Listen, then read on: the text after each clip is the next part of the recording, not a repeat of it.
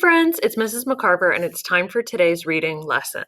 For the last couple weeks, we've been really concentrating in when we're reading our books and noticing things like the characters and their feelings, the setting of where or when the story takes place, and what happens in the beginning, the middle, and the end.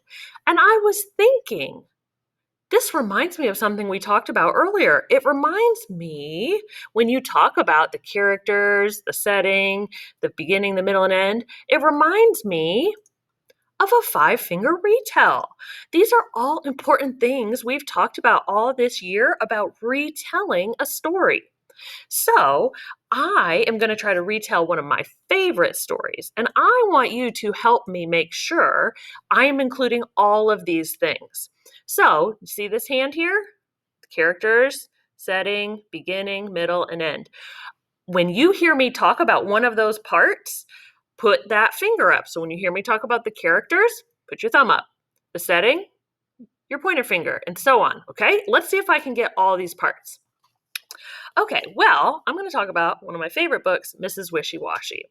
This story is about a lady named Mrs. Wishy-Washy and all her farm animals. Do you have your thumb up? I talked about the characters. I remembered her name. And she gave the animals a bath, and then they got dirty again. Talked about the characters. I said she gave the animals a bath.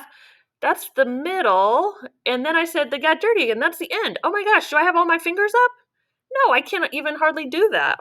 So let me try again and see if I can remember all of these things. Okay, keep me on track with your fingers. Well, this story, Mrs. Wishy-Washy, is about a lady who is named Mrs. Wishy-Washy, and she lives on what I think is a farm because she has animals like a cow and a duck and a pig and a dog. I told you where she lived. And in the beginning of this story, all the animals take turns jumping and paddling in the mud, and they get really dirty. So far, so good. Then Mrs. Wishy-Washy sees them, and she is so surprised and angry that they're all muddy. She says they need to take a bath. Okay, that's the middle.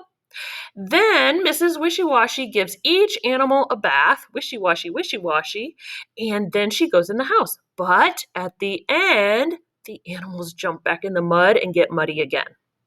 Did I remember all the parts this time? I got all my fingers up. Five-finger retell. High five. High five.